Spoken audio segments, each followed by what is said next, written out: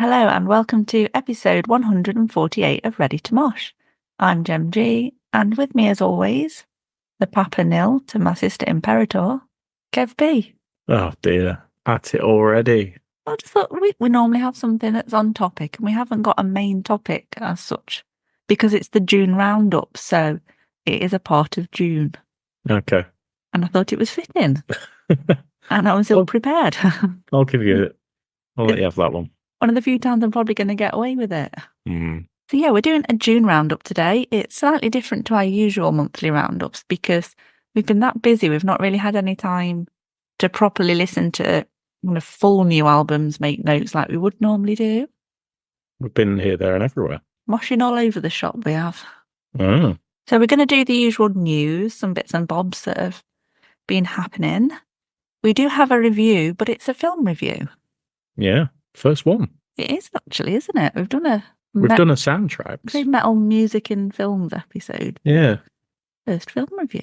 Obviously, we'll do a little podcast roundup, and then we have got just a few singles to review as we get to the end. So it may be more of a mini mosh episode, but we'll see how we waffle on. Yeah, I feel like there might be a bit. Yeah, it's probably going to be one of those longer than we expect episodes. Let's start at the beginning then. It's usually the best place to start. Yeah, so I've heard. What shall we go with then? Don't you do the Bloodstock news first?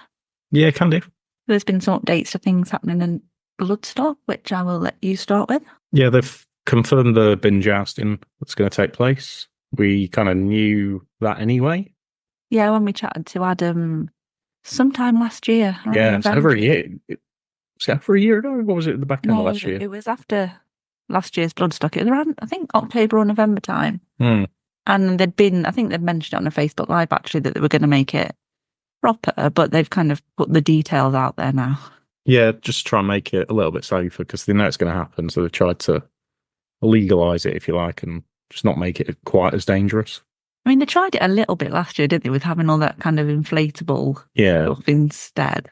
Which I think it went down pretty well, but not... It didn't stop the binge. But it didn't stop the binge jousting, yeah. So whether there'll still be the old illicit games of binge joust going on. I think it'll probably put a stop to it because they'll probably be stricter on people doing that.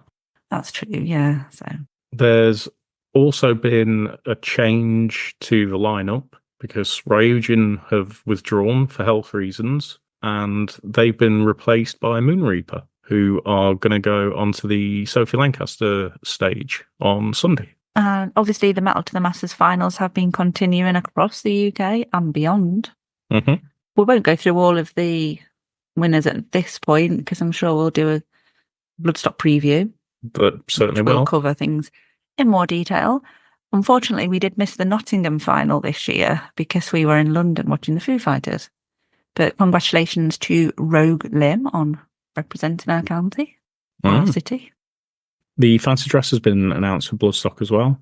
And this is across all of the weekend. There's no kind of set days for it, but it's horror movie characters, Lemmy stroke Motorhead, and Dinosaur, which I don't know where that came from.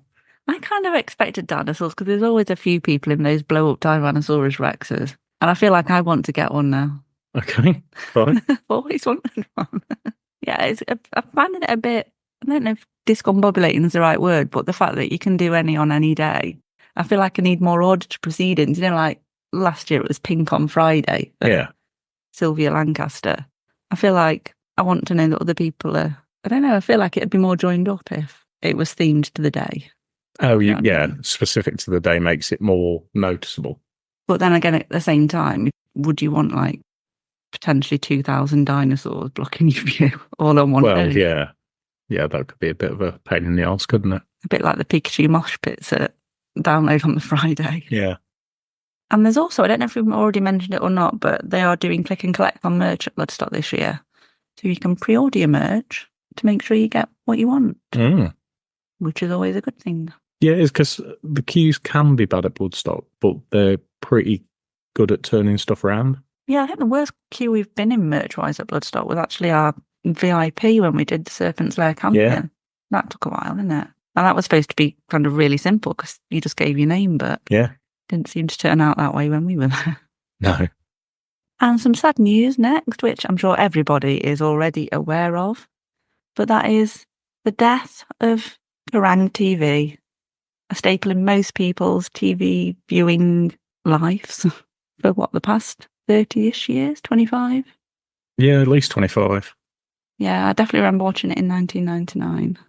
I'll be honest, I've never really paid it much attention for the last 10, 15 years. It's always been the same stuff, hasn't it? But yeah. I feel it's more a principle than anything. And it's always one of those things that you can always stick it on in the background, when you can't think of what you want to listen to. Mm. It's just good background noise, like when you're cleaning, pottering around, or we've been known to pop it on in the background of an evening on a Saturday. And yeah, until they stop playing really horrible, whiny stuff that just there. Yeah, I mean, the top 50 of everything always ends up with the same top 5, doesn't it? Or it did. Yeah. Well, it's the same top 50 in a slightly different order. Yeah, with a slightly different title, but always the same. But yeah, it is sad though, isn't it? Because obviously Scuzz left us a few years ago now, and that was always better anyway, because they had more variety. Yeah. Felt. And obviously MTV Rocks isn't really a thing. So there's not really much out there anymore for the alternative TV viewer. Well, I imagine most people just stream whatever they want anyway. Well, I guess, yeah. Yeah, it's what we do, so there's not really much point to it, I suppose. No, but it's just... It's like with the music videos. I was listening to Massive Wagon's podcast. Baz was saying that the reality is music videos now are for the fans of the band, and it's not there to attract new audiences. Yeah, I guess that's what the whole kind of point was, I suppose, wasn't it? Yeah. Whereas back in the day, it was to attract new audiences. Now it's completely changed. Yeah, I get that, but it's still sad. It was still an institution. I feel like we should have recorded like the last day's worth so we could watch it back. Fair enough. I bet someone's done that. Yeah, I'm surprised. Emily Evis has confirmed that she's a complete fuckwit. Straight to the point. Straight to the point, yeah. Yeah, she's claimed that there aren't a lot of rock acts to go on anymore at kind of glass. It's like, what is she listening to? Yeah, wasn't it like in response to some criticism that it was too kind of poppy stroke R&B? Yeah, and I mean, that she's got no idea what she's talking about when she's talking about rock, and she's talking about Pulp and Oasis, who are Britpop. Yeah. The clue is in the fucking title. Yeah, it's not a great look, is it, for someone who organises a massive festival? No. Yeah, and we could send her plenty of recommendations. Yeah, when you consider that there's bands that have had like top 10 albums and, Ghost, Massive Wagons. They've all had, Wagons had 3 top 20 albums, one of which got to like number 3, Skindred, who were there this year and last year. Yeah, but they didn't get any TV airplay because they were on the wrong stage. Yeah, and so she's just talking out her arse. And yeah, her comments just really irritated me. It's irritated a lot of people. I've seen so many people quote retweet the headlines and going, "You what?" and suggesting many a name that could be put on there quite easily. Especially when you consider that Sunday's headliner was reported to have played to the smallest headline stage on the pyramid, to have the smallest crowd ever. Yeah. So yeah, she clearly knows nothing. Yeah, it's interesting, isn't it? And then some breaking news we've just had. Papa Roach are returning to the UK and other places. Was it 2 episodes ago you were saying about Papa Roach? I'm always saying about Papa Roach. Yeah. I put them on the download predictions. That was it. I've done that for however long, just, trying to will them over. Yeah. And they're coming over, but they're just doing one date at Wembley on the 7th of February, which is a Friday, which is just fucking rude. So obviously they're just going down the one big date of the UK kind of route to get everyone in one place, which I get, but come up north as well. Do you know what I mean? Do at least one other. It was odd how they posted it now, kind of like at the end of some festivals before the start of others, and kind of like really towards the back end of a lot of metal festivals, because I showed you the picture, didn't I? And I went, does that mean Download, Hellfest, Grasspop? Because they were all places that you looked at the flags and went, they could do all of those. Yeah, they were all kind of European flags that have well-known metal festivals, which most countries have one at least anyway, don't they? But maybe it's a sign that they are then going to come back for Download. It could be. Maybe. Yeah. We live in hope. You do. I do. Yeah. Ironically, the last time I saw them was at Leeds Festival. Christ, was it? Yeah. Have they not played Download since then? That was in 2014, so unless they played Download in 15 or 16, then no. I thought you'd seen them since then. No, that was the last time I saw them. Oh, okay. Well overdue. Mm. Podcast roundup then. This may be in the wrong order because I feel really out of practice and like I don't know what order that we normally do things in. Okay. But gig stroke festivals stroke events that we've been to. 3. We've been to Download. We've been to see the Ghost movie, which we're going to talk more about soon. We've been to see the Foo Fighters. Yeah, when you said 3, you confused me. I thought, what was the other one? Wow. Yeah, I thought it was going to do 2, but actually that's technically an event.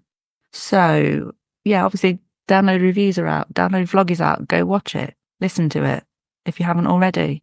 Foo Fighters review is out. Foo Fighters vlog will be out very soon. And the Download's gone. Merch purchased. Gem 2, Kev 1. What's happening with the merch this year? You're just like, I've always historically bought so much more merch than you. You're just like absolutely blasting me away. I keep buying cheap Ghost t-shirts off Boohoo. That'll do it. Yeah. So we both bought a Foo Fighters t-shirt, and I did get another Ghost t-shirt off Boohoo because it was only £6. Yeah. Don't come for me, you know. Make the most of these things. Things booked, I'm saying in inverted commas. We have had confirmation that we're going to Stone Dead. We are. That came through last week. Yeah. So, yeah, excited for that. So, hopefully, we're going to see what we can do there. Yeah. Exciting. Our first time as press there. Yeah. So, it's a great festival, and we've been for like the last 2 years. Yeah, we've kind of covered it anyway because we've been and we love it and it's great. So, yeah, it's really nice atmosphere and it always sells out so quick. I was going to say it's already sold out, but they do a proper kind of waiting list. They're obviously, because it's volunteer and they're very hands-on with their ticketing anyway. But there is kind of a waiting list and they've got like their own little resell. You ain't going to get ripped off like you would be getting through Ticketmaster if you want to buy a resell. It's all done properly, isn't it? Like things should be. Yeah. Like Yorkshire tea, done proper. Random connection. That's never, isn't it? Okay. Do things properly. And I think the final podcast update, which I think we already mentioned in the Foo Fighters review, but we did our first ever Instagram live. That's only taken 2 years to do. Press that magic button. Yeah. So I mean, we only did that because we'd had a few beers and thought, why not? a few ciders and we've got 10 minutes spare in the London stadiums. Yeah. See if anyone actually joined, and they did, which just freaked me out. And I wasn't expecting them to, so I was just sat putting my sun cream on and left you to it. Yeah. But now we've done one, we'll do another sometime. We won't tell you when, we'll just pop up. That's it, yeah. We'll Like- just pop up with them. I'm trying to think of a cartoon reference. Just pop up, like Casper.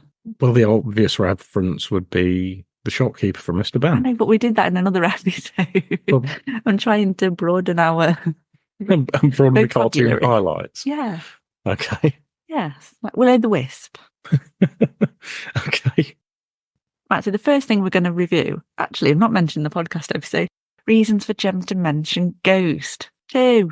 We've got 2, and they're genuine. They're not forced. It's actually 3, isn't it? 3. Oh, the Ghost t-shirt. Yeah. 3. We've got 3.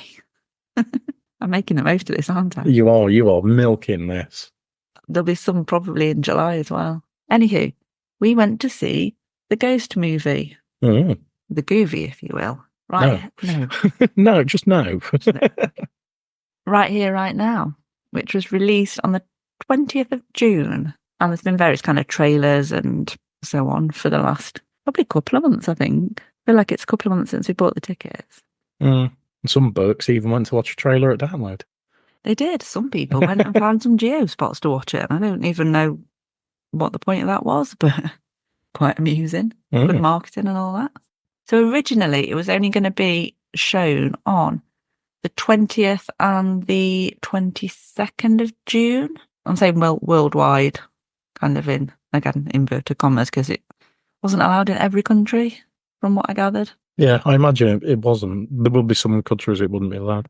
In fact, I think Italy was quite late on the roster for it, or the release list for it. Because they're obviously not going to like... Yeah, the Vatican Vatican are not going to enjoy that, are they?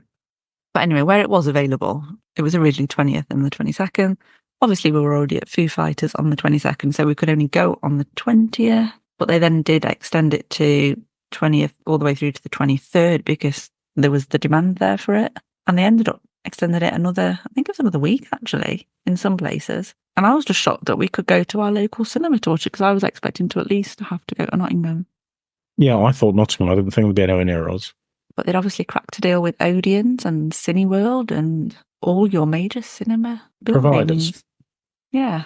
And it's the first time we've been to the cinema since we went to see Bohemian Rhapsody. Christ, I believe. I think you might be right. I think you could be right. Anyway, spoiler alert. Just put that on there, because if you've not seen it and you're intending to see it whenever it comes to streaming, which I'm sure it will very soon, or on a DVD, skip on a short while if you don't want to hear things that may spoil it for you. You've been warned. Don't complain. So it's basically the Ghost. Well, it's supposed to just be one night on the 13th of September last year, the LA Forum shows, but it was actually filmed over 2 nights. No phones were allowed during the filming of the production. Wasn't there somebody that did film a load of stuff and then got banned for life from all Ghost? Yeah, somebody did film some bits and tried to share it pretty much straight after. And I don't know how the banning of a person from a gig works, but I guess he could be blacklisted on ticketing outlets or something. Possibly. You could definitely be barred from a venue. Yeah, I guess. But say that's a lot of venues. You've got to be. Yeah, I think it's impractical. Yeah, but I know. Anyway, in theory, that's what happened. And I did see some people who were there kind of talking about certain things that did happen, but there were no visuals. It was just in writing, which is fine. So yeah, it was basically the whole live Ghost show, which is about an hour and 45 minutes, I think, fully the headline show. It felt a lot longer. But the film itself is 2 hours 20. Yeah. Because it's interspersed basically with the backstory of Papa Emeritus IV. Mm-hmm. And if you are a Ghost fan and you follow the Ghost lore and you're up to date with your chapters, you'll be kind of familiar with the backstory. Kev shaking his head. You did watch them all in advance. I did. It helps to have a bit of context. I needed it to make sense, because I didn't know if the movie was going to be that kind of thing for like 2.5 hours, or if it was going to be, if there was going to be more of that and less of the live stuff. Yeah, I knew it was going to be kind of the full live show, but I didn't know how much of the story it was going to be. Or kind of how they would play it, I guess. And the funny thing at the start actually was Mr. Saltarian came on and actually told you to get your phone out and film yourselves for 2 minutes. And there was a QR code where you could upload footage of yourselves, and I'd already switched my phone off. Well, I imagine most people had. I guess a lot of people probably would put it just on silent, but I get paranoid about these things. Same as if you go to a funeral, you make sure it's fully off because you don't want to be that person. Yeah. Having said that, the film was very loud and you would never have heard a phone in there anyway, would you? No. Really, apart from a couple of quiet moments. So as the lesser Ghost fan of the partnership, but still a Ghost fan to a point, what did you think of it? I thought it was okay. I didn't know what to expect from it. So I thought there might have been more sequences, featuring the characters.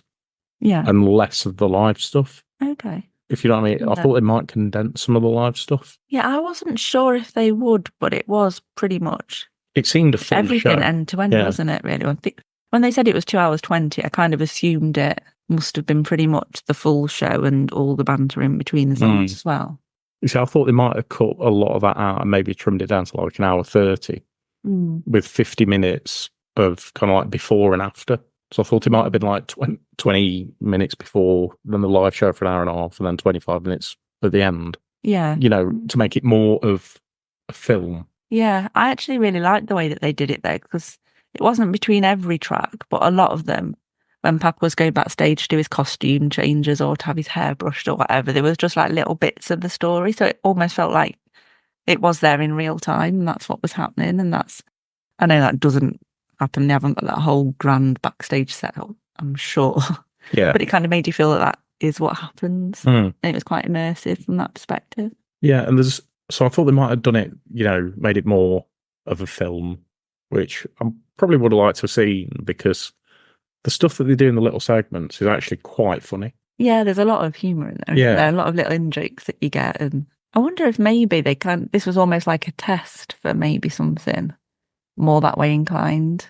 What, a later date? Future, maybe. Because obviously you get your little chapters, so there's a story to be told, and I think that could potentially kind of pave the way for longer films. Yeah, it's possible. Might even lead to just maybe longer versions of the chapters or something, I don't know. Carry on the story. I mean, it needs carrying on anyway, so. How long do they normally last for? What? The chapters?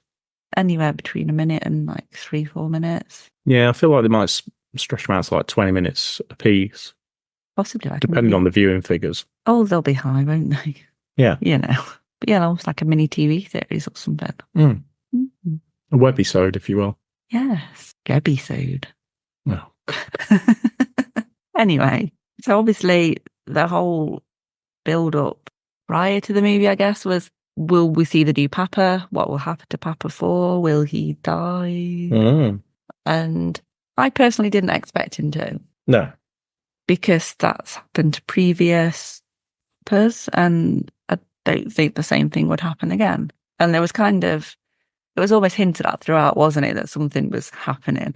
Well, yeah, but they just played on your natural assumption. Exactly. But yeah, I never actually expected him to die. Yeah. You had to wait till the end credits or after the end credits to see what was coming next. Yeah, I'd seen on Twitter a lot of people saying, because they did a premiere in London on the Tuesday, which was obviously various celebrities went to. And I think if they pre-ordered the soundtrack or something, they got put into a draw to win tickets. Okay. And I know that there were some fans who just went to do like watch the red carpet, and they got given some tickets because they got some spares. So can't be bad. So it was quite a limited showing in. I can't remember what theatre it was. It was in London though. And then Tobias did a Q&A after, which may be shown at a later date because people were asked not to share anything from it. So as Tobias or as Tobias? As Tobias, right? Okay. Yeah, he wasn't there in full Papa regalia. You never know, do you? No, it was un-Papa wear. Okay. So yeah, people had kind of said, make sure you stay after the credits. And it was quite interesting that I would say about half the cinema left. Yeah. When it got to the end credits for us. Mm. So we won't say exactly what happens just in case anybody doesn't want to know and they're not skipping on. But yeah, we stayed for the end credits, which featured, apart from the fact it featured something after the end credits that was important to watch, it featured a new Ghost song. Mm. We're going to talk about that later, aren't we? We are going to review that later in a little bit more detail, but it was from the Papa Nil era, which is Mary on a Cross and Kiss the Go-Goat. And it did say in the film that, or he said, I've actually got 3 songs recorded. And there you go, that was one of them. It did also provoke the best Mansfield reaction that I've heard for a while. At the very, very end. Yeah, so the credits came up and there was quite a lot of interesting imagery to go along with the music as the credits went up. And it was quite funny actually seeing all the ghouls credited in their real names. Yeah. Which would never have happened a few years ago. No. Or many years ago. But yeah, and obviously there's like the end bit of the story and it's kind of... The big reveal. The big reveal. And there isn't one. And the best Mansfield reaction was... Fuck's sake. I think it was. I saw quite a lot of comments kind of on Twitter and stuff where other cinemas had similar reactions actually. And I think it was inevitable, wasn't it? Oh yeah, it was always going to happen. Yeah. But there is some additional footage available that if you scan the QR code in the cinema, you get access to on Veeps, which was going to be released last Friday. But because they extended the showings of the film over more days, it's going to be out this Friday, the 5th of July. Okay.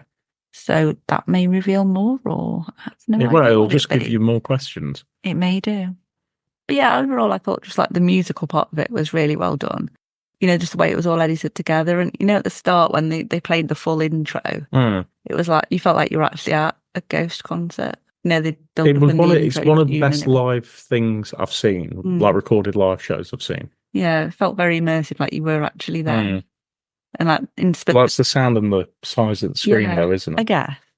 But just the way it was shot as well, and kind of the interspersed with the crowd shots and stuff. And that one bloke in a burgundy Deftones t-shirt that you kept seeing the back of. He just stood out in the crowd. You not remember that? Fairly far back, but yeah, I just kept spotting it. I don't know why. It just stood out for some reason. I guess because a lot of the crowd were in kind of fancy dress for Ghost or nun outfits, or, you know, your more traditional Ghost gig wears. Anyway, I could keep waffling on about this for another hour, so I think, will we leave it there? We'll leave it there. And move on to some single reviews? Shall we just start with we might as well start with the Ghost one. Yeah, so new single from Ghost. The Future is a Foreign Land, as I mentioned, from the Papa Nil era, so it's got quite a lot of late 60s, early 70s vibes to it, because it's allegedly from 1969.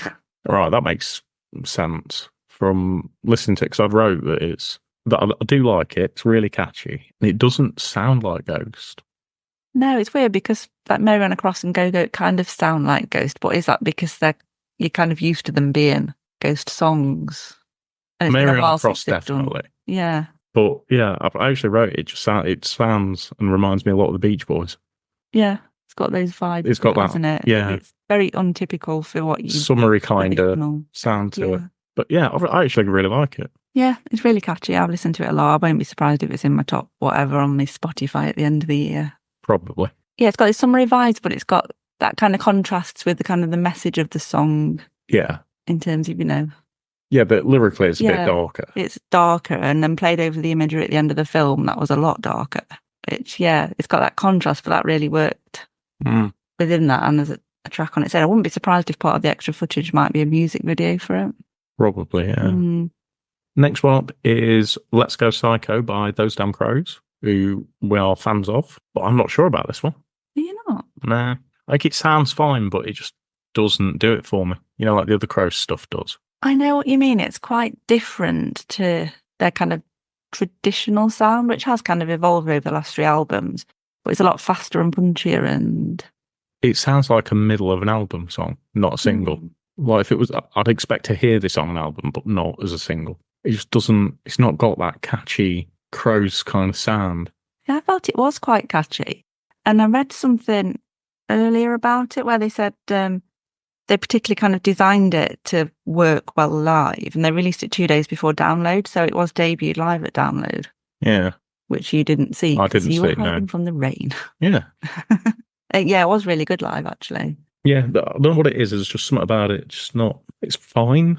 Yeah. But it's not. I think for me, it's not, I do like it, but it wasn't. So I obviously heard it live before I heard the recorded version. So I don't know if that swayed me a little bit. Yeah. But had I not heard it live first, I probably would have been maybe not as in tune with it. Yeah. Just, like I say, it's all right, but yeah, it just doesn't really do it for me. Next up, we've got a new single from Madicide, Nicotine Love. We saw Madicide earlier this year at Metrofest, which was the first time we'd seen them. And their debut album's actually out in July, so we'll be talking more about them because we'll do a full review of that in our July roundup. But yeah, look out for that being released on the 5th of July. I really enjoyed this. Got that slow build and then it just kicks in and it's just really catchy. It is very catchy. That bass line reminds me of something. I can't for the life of me think what it is. Yeah, I had it on repeat earlier and I kept thinking this is a bit like... It's kind of like Metallica meets Fear Factory. Yeah, it's kind of... It's got elements of kind of a traditional thrash, but it has got that other kind of darker sound to it as well. It's a lot shorter than I expected. Yeah. It's only just over 3 minutes. I was kind of like, oh, I just wanted a little bit more. Yeah, it's made me excited to listen to the album. Definitely. Yeah, the only thing about this is it could be longer. That's it. That's the only negative thing. It's like, and it's not really a negative, is it? I just wish it was a little bit longer. Yeah, which isn't really a bad thing. No, it's not a bad thing because it's just made me want to listen to more, and yeah, for when the album's out as well. Yeah, it's a good job they've got an album then, so it'll feed you more.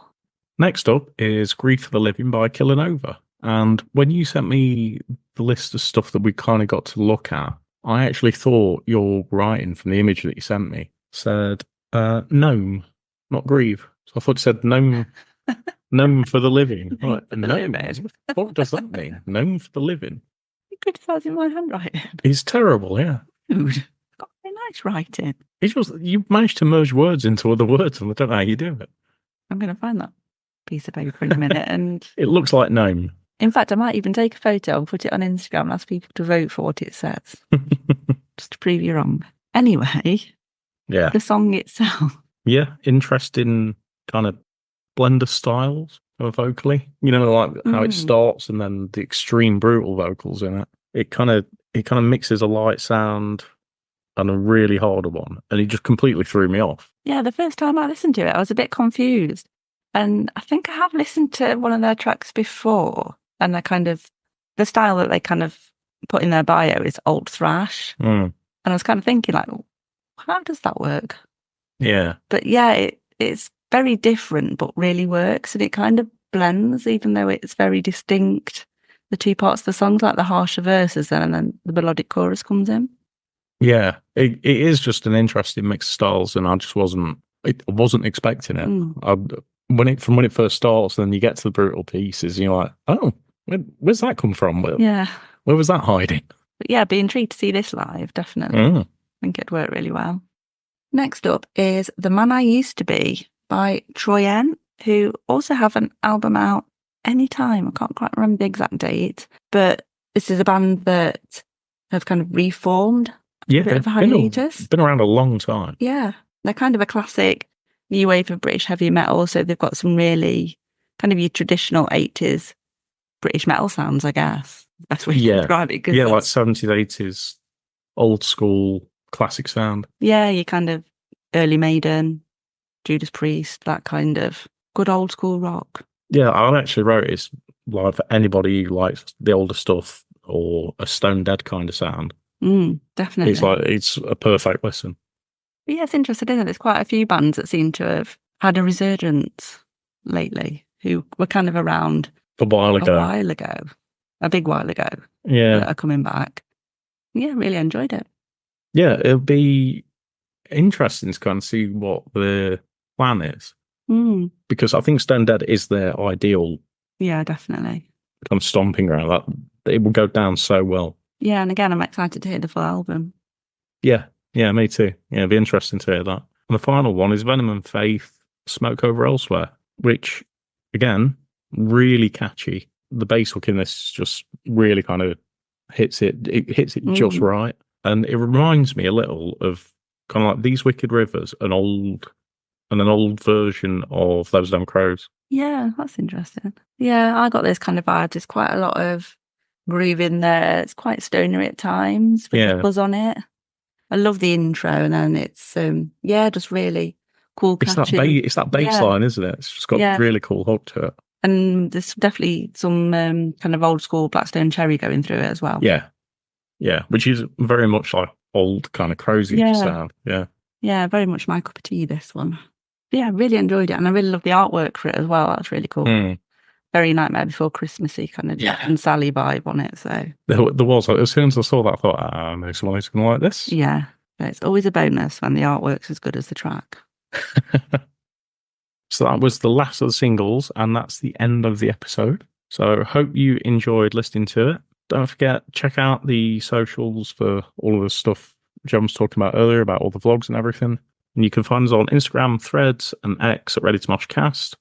We're on Facebook, TikTok, and YouTube at Ready to Mosh. We've also got our Patreon as well, which is just £3 a month, and you get access to bloopers that don't make it into the show, early access to episodes wherever possible, and you get to find out what we've got coming before anybody else. Finally, support podcasts for free, and you can do that by giving us a 5-star rating and a nice little review on whichever platform you're listening on, and we'll be back soon with another episode.